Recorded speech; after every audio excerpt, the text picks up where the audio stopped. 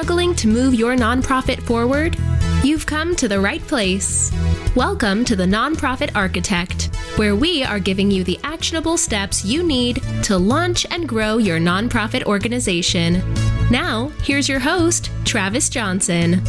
Welcome to the Nonprofit Architect. I'm Travis Johnson here today with Lewis Chaney from GetToTheDamnPoint.com. Before we jump into the show, hop on over to the Nonprofit Architect Alliance, sign up, become part of our mastermind, grow with your peers, get the people together that you can learn from, that have been in the industry, that know what they're doing, and make yourself part of a stronger nonprofit. Lewis, how are you doing today? Man, I am doing great. Sheltering inside, it's a joy. Truly, it's a joy. Don't you know? I feel like we just talked yesterday, and don't you know is definitely a phrase from my neck of the wood up in northern Minnesota. Have you been up that way? No, I've never made it up to Minnesota. There's some areas out there that I haven't made it into, but I tell people that I'm from Kentucky. Yes, I do wear shoes. Yes, I do have teeth. Of course, I always tell everybody the old joke that the toothbrush was invented in Kentucky because had it been invented anywhere else, it had been called a teeth brush. So I get all those out of the way right off the top so people ignore the fact that I'm from Kentucky. So I understand. Whatever you can do to distract them. I'm actually wearing my bourbon shirt that I got on the Kentucky Bourbon Trail 2 years ago. My absolute favorite road trip with some guys that are friends of mine. Fantastic time on the Kentucky Bourbon Trail with stories I can tell for hours and stories that I probably shouldn't repeat based on the law finding out.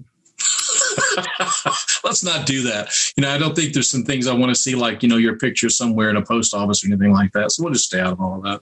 No kidding. But you did this great TED Talk. So you won't die from public speaking, but your deal might. What on earth are you getting at with a title like that? It's really simple. It's about getting your message out. And if you don't get your message out and it's not clear and it's not concise and it's not to the damn point, you clutter things. And as you clutter things, people aren't paying attention to you anymore. Everybody think about it. Think about that time you went into that PowerPoint. Guy gets up there, has this PowerPoint that's basically like, his family vacation, and he stands there and reads everything.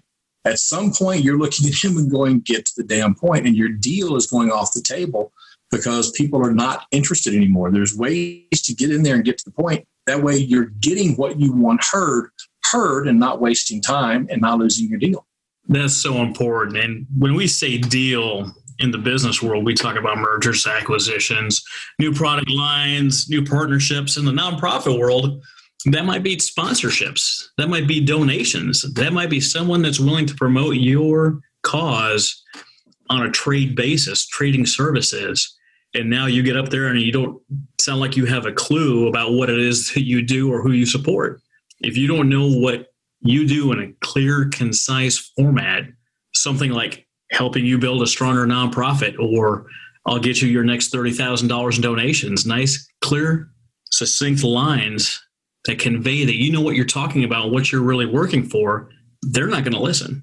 I'll tell you what, one of the things I've told people, and I've said this a lot to people, is the worst thing you can ever say is, I'll wing it.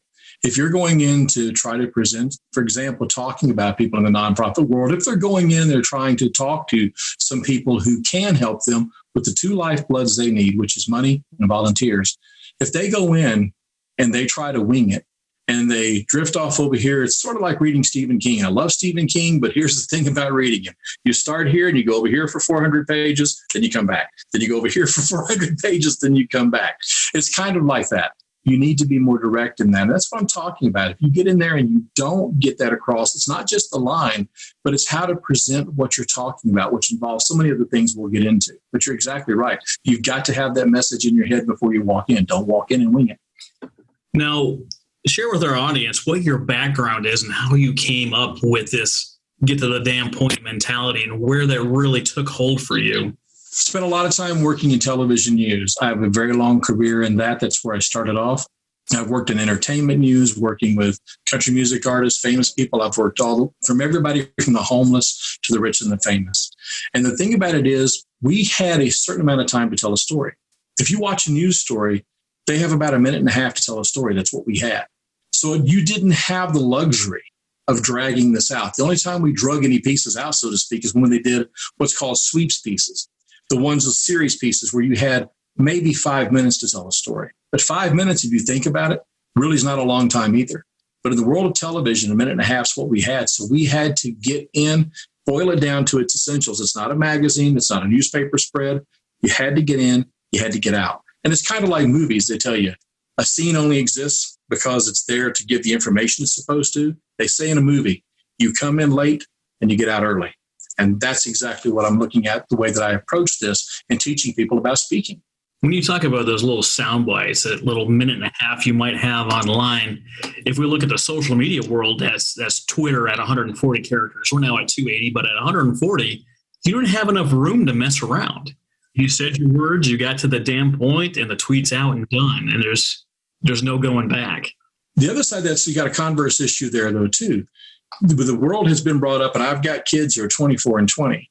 This is how they talk. It's like this. With their text. Being able to do that. And sometimes it's going to take a little more than 280 to get in than it would be the 140. But you're right. If you're doing it in a very short period of time, it's got to be super concise to get across. And that's hard. It's not as easy as you think it is. I mean, a lot of people think, well, I can just spit something out. You can, but is it your best? And essentially, that is what a soundbite is. It's the cream of the crop, the moment. Let me share something with you about that. Let me tell you this little story. If I can get off on a tangent here with you. I sent a crew one time to interview a lady who was the coroner for Vanderburgh County, Indiana. This lady had spent more time in classes on safe sleep for children than anybody I've ever met in my life or heard of since. She knew everything there was about keeping an infant safe, about not sleeping when you're co-sleeping with a child. Sent a crew into her. Now, this is a lady that could have turned around and pulled up a board and talked about, here's the stats of whatever, and here's what this is. And she could have quoted all sorts of sources, but she didn't. She simply said, put the baby in the bed, no blankets, no pillows, no bumper pad, no toys, nothing, just the baby, the mattress, and that's it. She said, and if you don't listen to me, you don't want to listen to me, go ahead, put those things in there, and I'll come get your baby. When a coroner says that, grabs you right here. I can't prove it, man. There's no way to prove it. But I would like to think that she saved lives that day because she said something in such a way that it just absolutely emotionally grabbed somebody. And that's the key. Getting people involved with you emotionally, stories particularly, that's where it's at. And she did this instead of doing a really long piece. She did it like that. What I see on the news today when we have these doctors, these quote unquote experts come on talking about COVID, disease spreading, all these things. They have the choice to be as succinct as that coroner was, or have the choice to ramble on. And I tell you, more and more of them choose to ramble on, and they have no real idea what they're going to say. If you want to get your message out, you might just have a moment or two, and that's it. That's true in the business world. That's true in news, entertainment, media, and that better believe that's true in the nonprofit world. You go to a networking event, you have no idea what you do, and you can't say it in a sentence or two. You're done. They're done listening. They've moved on. If you've got your mission statement halfway down your page, or it's a paragraph or 2 paragraphs long, no one's going to read it. They're not interested. Get to the damn point. I'll tell you what's even more interesting there is I was talking to somebody in a nonprofit, and she said the problem with them is getting the volunteers, the people who are helping you, getting them to understand that, because anybody who's in your organization, I don't care if you're an entrepreneur or small business, large corporation, if you're in a nonprofit, doesn't matter what you're in. Every single person on your team that works for you or is involved with you is an ambassador to your company. And they have to know how to do that and get that message across. I've seen it happen where they didn't. I've watched interviews where it didn't happen. Another reason why I'm doing this, I've been to those interviews where people are like struggling to come up with the words. And that's one of the things that I teach them in the course that I'm doing, is teaching them how to find those words, nail them down, and be able to bring them back around so that when you're finished, the reporter who's doing your story, particularly if you're on a deadline, and we always were on a deadline, man, we race the clock. They're going to grab. You and I were talking about before this about being first and being last. You want to go first because your message is remembered. You want to go last because that's where your message is remembered. Everybody in the middle sort of gets lost in the shuffle. Same thing in an interview. The top thing you say and the last thing you say when a reporter goes to run into the edit bay to cut your story, that's where they're going to head. So make sure you punch it at the top and you punch it at the bottom. So it makes their job easy. The easier that you make it for them, the better you wind up coming off. Oh, without a doubt. We spoke yesterday. It was our first meeting. We're already recording the podcast today, which I think is fantastic. But you gave me the opportunity to download a little helpful PDF, the costly business problem that no one ever notices and how to start fixing it. And roll us through this story of how this happened and what problem you discovered. What I have discovered is something that I come from a Toastmasters background. I've done television news, done entertainment news, commercial production, independent film. That translated over into the speaking world with absolute ease. And it's one of those things I tell people, this is not a joke. When I was a kid, I had an uncle one time bet me $1 I couldn't shut up for half an hour. I lost because I couldn't shut up for half an hour. So it was a natural for me to move into this. But when I started looking at this, I thought about writing a book. And one of the things that came up on this little sheet that I had for a publisher is, what do you do that's different or unique than what everybody else is out there doing? And my first thought was, I have not a damn clue what it is that I do that's different. And I had to think about where I'd really looked at. And I had it, I just didn't see it. And that is time. People think about speaking from the standpoint, oh, it's got to be on the stage. I'm presenting to an audience of 10,000 people and I have to hit the back row. And it's about enunciation and it's about hitting back there. And it isn't. It's about anything. When you're in a meeting, it's communicating.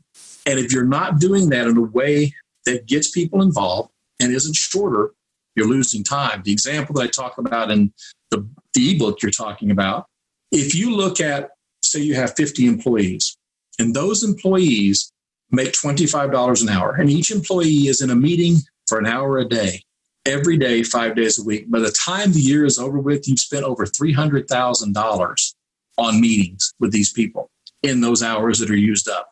That comes out to $20.83 a second.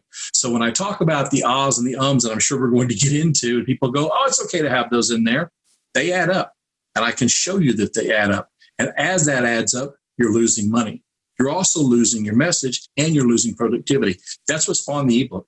So you define and detail an interview by a nonprofit that was having an interview on your news program, which is fantastic. And I know you absolutely want to talk about how you love nonprofits. But you dissected the audio and you stripped out all the ahs, ums, and all the filler words. And in that 6 minute chunk, 5 or 6 minute chunk, there was 37 seconds of ahs and ums. What does that do to your productivity? It destroys it. I mean, think about it this way. This lady was on there. This is a program. It was a midday show that she was on, which nowadays the midday shows often charge companies to go on there. Now, what happened in this case, I'm not sure if she was charged or not, but I can tell you they've started doing that now. So when you talk about time as money, which is a cliche in this case, it literally is time as money. But she was on, the whole interview lasted for just under 5 minutes. I edited it down and took out the host, leaving just this lady speaking. And this lady spoke for 3 minutes and 11 seconds. In 3 minutes and 11 seconds, she used over 70 of the filler words, things like, yeah, well, but, so, like. She used them so much, I listened to it and went, okay, what happens if I take out everything else? And I leave just this lady saying those words. And what I've created is 37 seconds of the most annoying thing you're ever going to listen to in your life. If people, you watched my TED Talk, you saw me play it on the TED Talk. I could see the audience going, okay, Lewis, we get your point.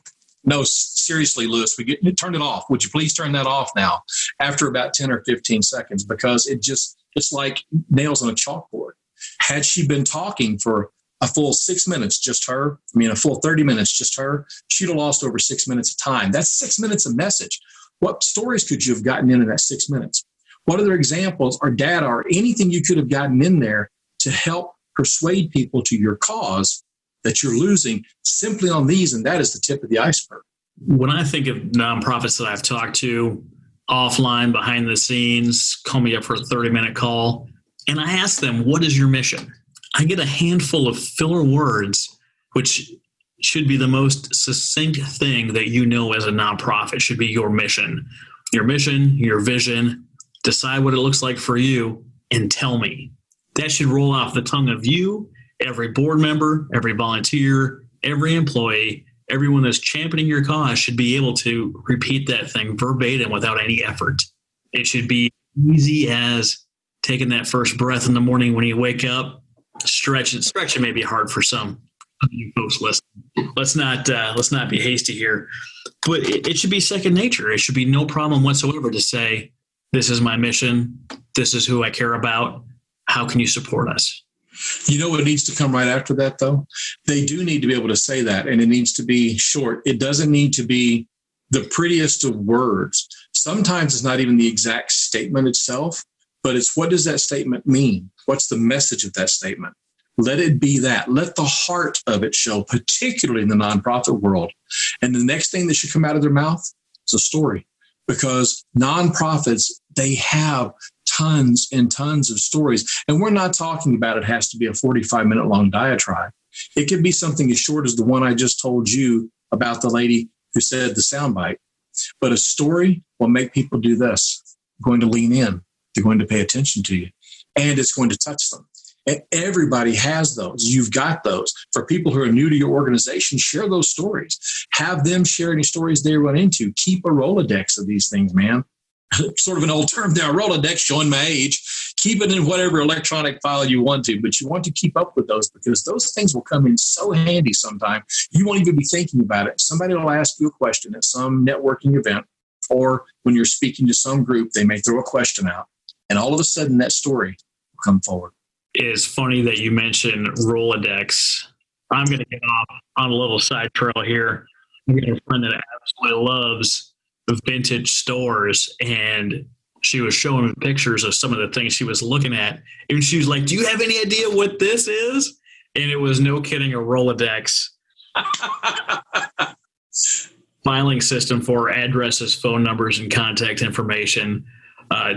Just happened to me, no kidding, the other day, and I couldn't help but throw that in here. Dude, I got to tell you, I had a reporter years ago. I've trained a lot of reporters and photojournalists over the years. We had a new reporter in when I was the assignments manager, and she couldn't find a phone number. She was looking for a phone number online, and she was like, "I can't find this." And I tapped the phone book on her desk. It's like this thick, and said, "Have you looked in here?" And she said, "What's that?" I'm like, oh, wow. Do I feel really old now? She has no idea what a phone book is, or never been shown one. I guess she just didn't get it. It never clicked with her. Hey, there's a book with numbers in it here. I think we could possibly derail into an entire episode on exactly what we're talking about, because I had two more stories popping in my head just while we were talking there. But we won't get there. I know that you spent a lot of time in TV news and doing digital media. What is it about nonprofit stories that just impacts you differently when you're in the media? For me personally, I'll tell you what it was. It was nothing but good news. When we're doing something for nonprofits, and I get sent out on a story, man, for a nonprofit, it made my day. Why? Because I'm doing something to get out the message of a nonprofit. That's the helpers who are helping others. Goes back to Fred Rogers. You know, I talked about that before. Fred Rogers talking about always look for the helpers.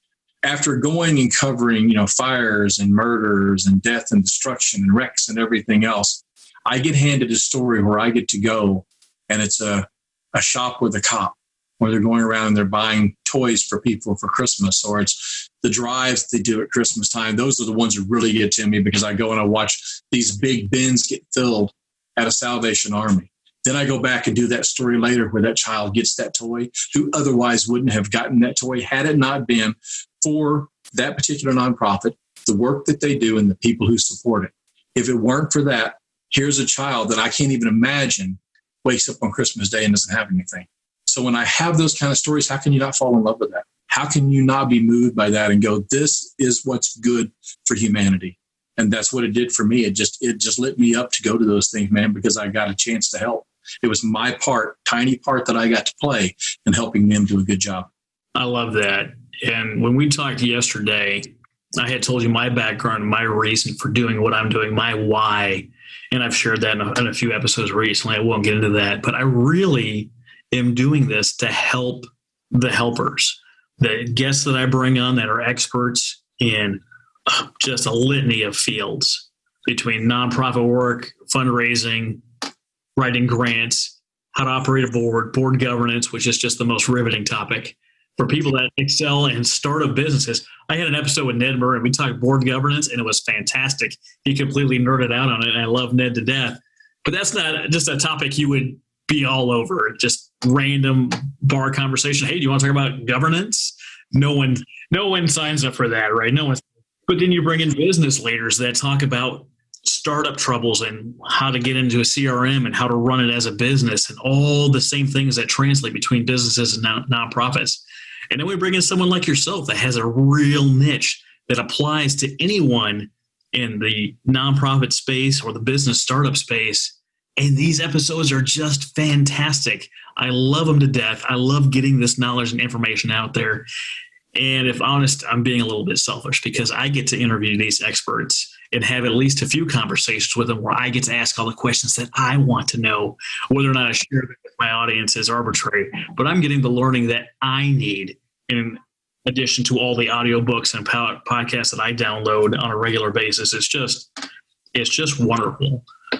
So when you get someone that you're coaching through something like public speaking, how do you help them get over the fears of what they're getting into? That's funny. I talk about this a lot. People go, what's your magic bullet for getting over fear? And that's the thing that a lot of people, when they talk about being a public speaker, and make no mistake, you heard me say it in the TED Talk, if you do anything where you're communicating with other people, you're a public speaker. If you're fundraising and you're having to go out in the community, guess what? You're public speaking. If you work in sales, you're an entrepreneur, you're trying to sell your business, guess what? You are a public speaker. There's so many different facets. If you're on the phone with people, you are a public speaker. That's the whole point of what I'm talking about is you take this and you turn it so people understand that. And then you understand I've got to do it. And guess what? There's no magic bullet for the fear. There's none. There's not one. It's just like anything else. And I tell people, this is the analogy that I use with them.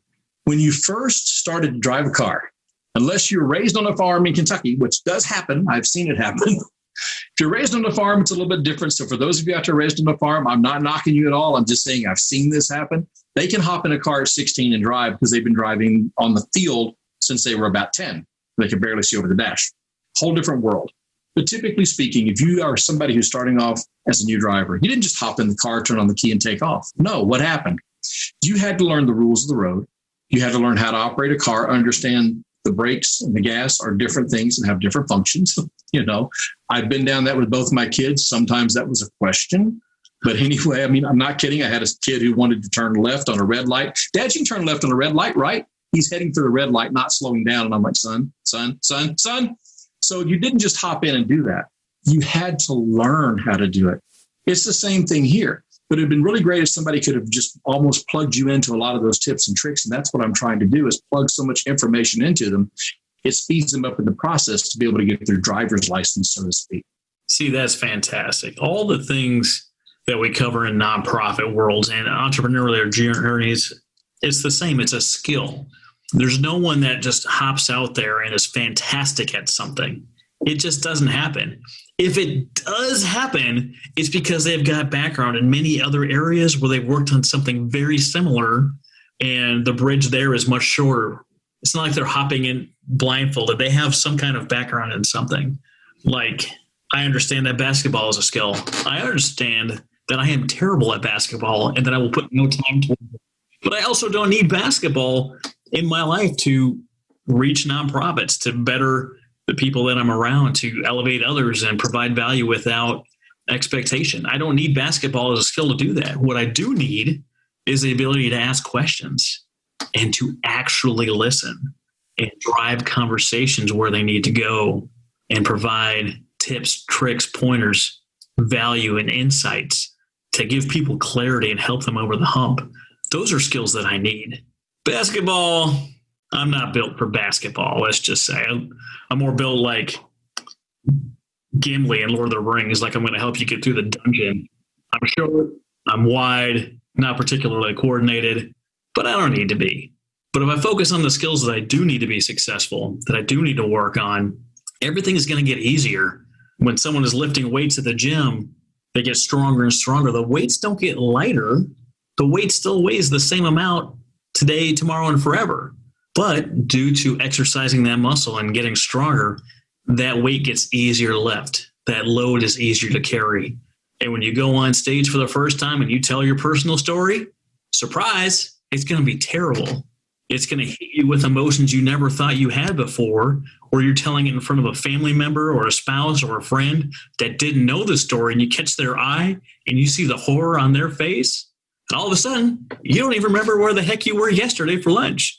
You forget all of that completely. You fall on your face, you get upset, you speed up your talk, you get off stage early as fast as you can, and then you realize there's no escaping the stage and you have to go back and you have to tell your story again. But it's like holding on to a cactus. It's going to hurt while you're holding it, and it's going to be painful when you let it go, but it's not until you let it go that it starts healing. Great analogy.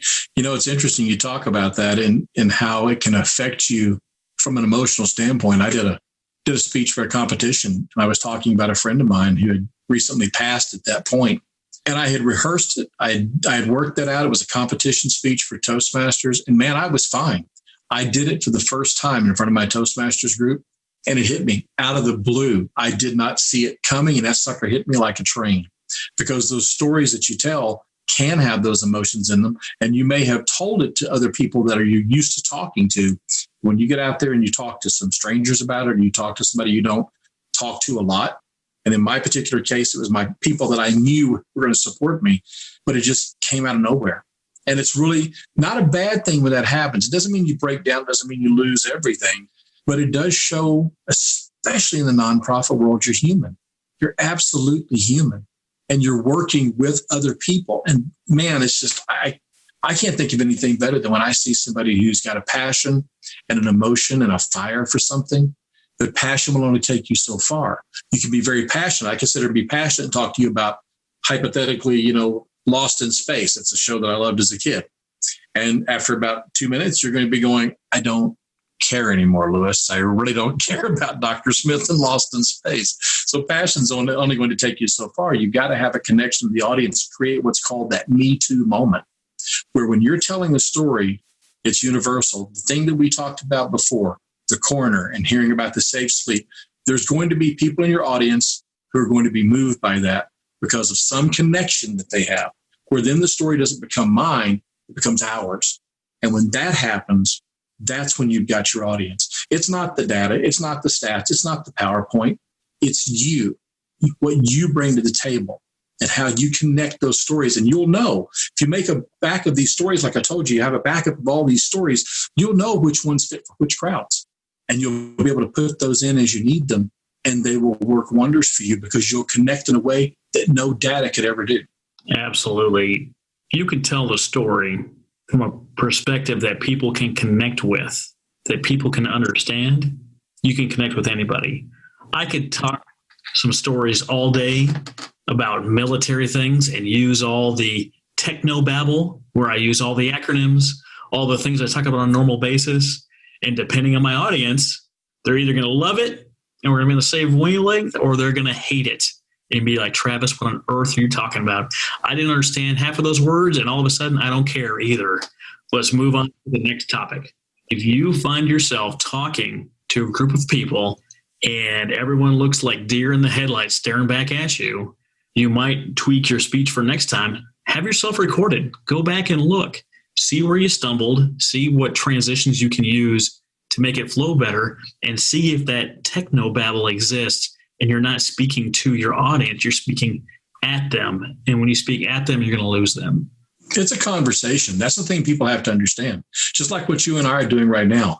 When you are speaking, whether that's in a meeting or whether that's on a stage or whatever it may be, presentation, fundraising, whatever it may be, it is a conversation between people.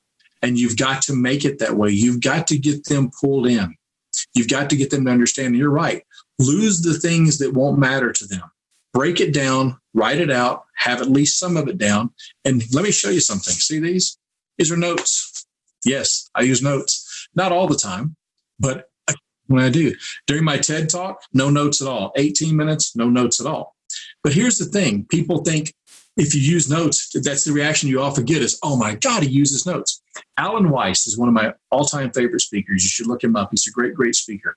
And he was doing a speech one time, and he stops, walks over, takes his notes, and he does this and flips through. He comes back, and he's, yes, I get paid $25,000 for a keynote, and I use notes. Now, if the guy's getting paid $25,000 an hour and uses notes, you certainly can, but you have to understand something.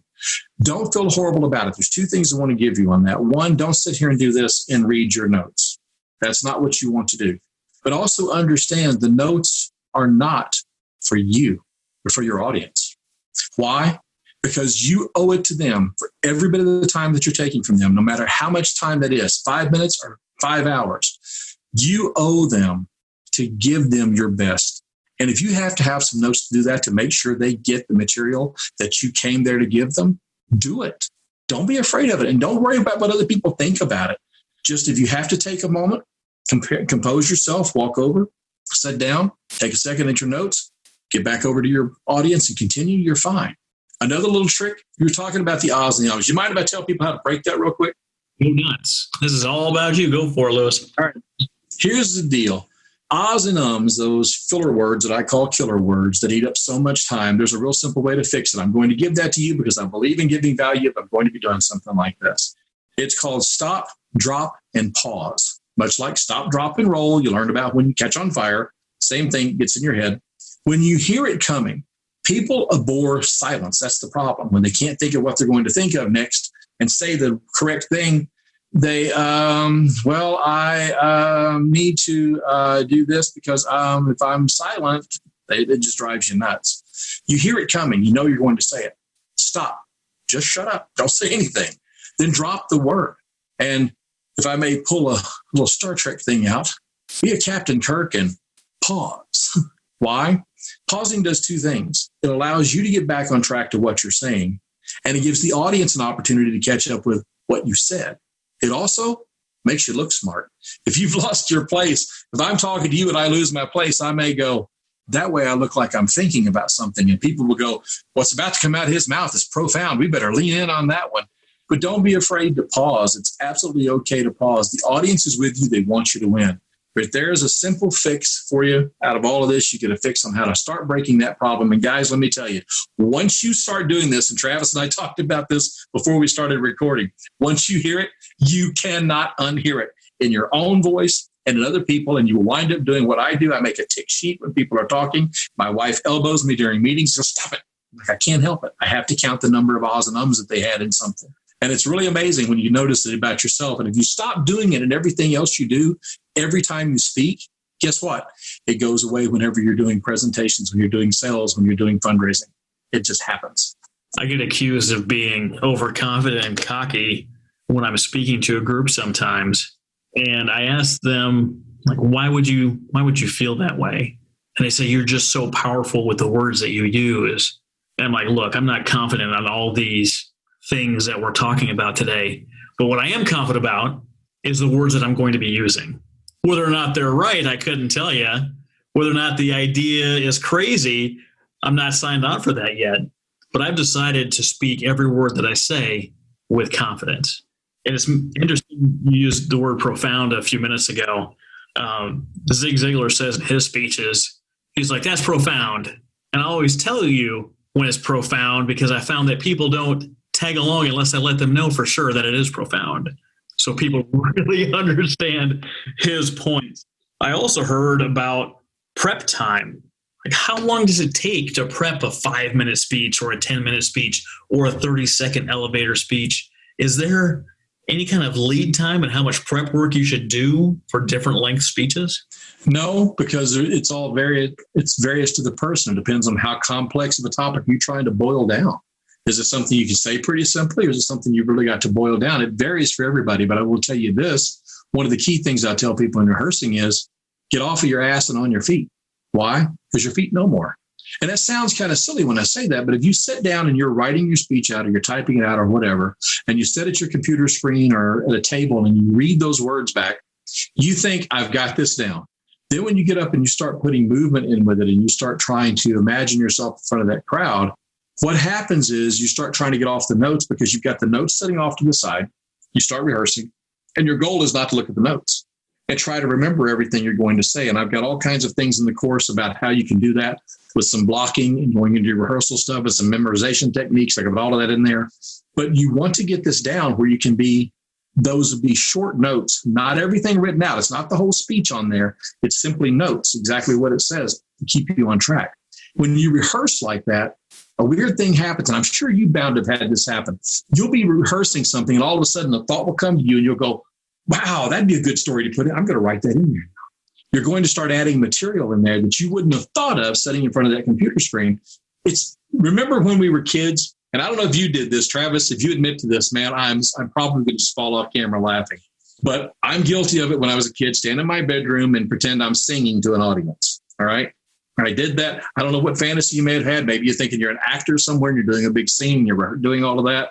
But I used to think I would be a singer someday and I'd stand in front of an audience and I'd sing and pretend that. It's the same thing when you rehearse. You want to pretend that audience is there, pretend you can see them and you're talking to them and you're having this conversation with them, because the more realistic that is in your mind, the better it's going to be when you hit that moment, whether that's again in a meeting or on a stage where you're in front of these people. You get more relaxed and more comfortable. It becomes more natural to you. So in your rehearsal process, man, get up and move around. Get it in your head. Tie it to your body movements over and over and over. Prep time, if it's great for you and you can do it in 10 minutes, wonderful. If it takes you 2 weeks, wonderful. Whatever it takes for you to be able to do it, that's the amount of prep time you need. I can't remember who mentioned this story. I don't know who these quotes are contributed to, and I definitely don't have the quote down pat. It goes something like this. If I have a 3-hour speech to give, I can get up and get it right now. We'll get through the points and the topics, no big deal. But if I only have 20 minutes, I'm going to put in 10 hours to make sure that 20 minutes is succinct as possible. And if I only have 5 minutes, I'm going to spend all week making sure I maximize each and every second that I'm allotted. I don't know who that quote goes to. It's definitely not me, but it makes sense. If you're in the limited compressed time and you only have a minute and a half on air, you better make every single word count, because those uhs and ums and likes are going to take away from your message. They are. And I think that's actually, and I want to say, I don't know why, but for some reason, Grover Cleveland comes to mind. I don't know if it's actually him, but it was a presidential statement, I believe. President or a senator. I remember hearing that statement too. And you're right. The shorter the speech is, the more prep time it takes to do it, because that's when it really gets down to it, and particularly if you're going to be on television. If you're doing an interview, whether that's live or a Facebook Live, or you're doing something on Zoom with people and they're giving you an opportunity to speak for a few minutes, or if you belong to a group like a BNI group or something where you have to stand up and in 2 minutes tell your story. You're at a Chamber of Commerce. You have to stand up and give your 2 minutes and tell your story. That's when you really need to make sure every single word counts. You're 1,000% right on that. I love this episode, Lewis. I think we've got great tips from start to finish and everything in between. I know I mentioned earlier that people can get a hold of you at gettothodamnpoint.com, but where else can they find you? That's the biggest spot right now. I'm in the process of building up the social media. I do have a Facebook site we're going to be putting out there pretty soon, but the website is the biggest place right now to find what they're looking for. They'll find the ebook on there. They'll find my why. You'll find a link to the TED Talk if you'd like to take a look at that. I'm on LinkedIn. You can find me there, but the primary source right now is to go to the website. Fantastic, Lewis. Thank you so much for being on the show. And reach out to Lewis if you've got questions about it. If you want to buy his program, buy his program. If you want to contact him and you've got questions, ask him. Closed mouths don't get offended. He has no idea if you need help if you don't ask him.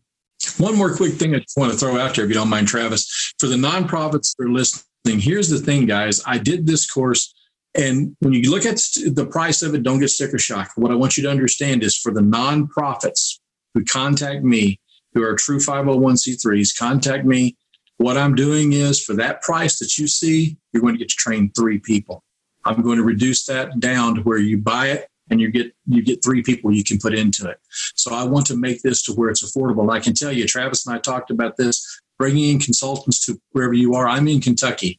With COVID going on, you don't want me coming into your workplace. This is a perfect opportunity for you to be able to sit down in your own time at your own pace and learn this material. And it's 4.5 hours worth. It's something that's easily digestible. Each segment's only 5 minutes long on average. Check it out. Get a hold of me. I'm going to make you a sweet, sweet deal because, guys, I want to help the helpers help others. That's what I want to do. What a great way to end the show. Thank you so much, Lewis. Thanks for being on today. Thank you.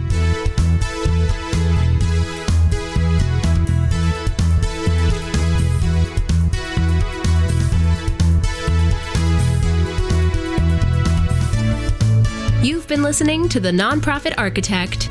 To listen to all our past shows, visit http://nonprofitarchitect.org. And be sure to subscribe, rate, and review our show. Thank you.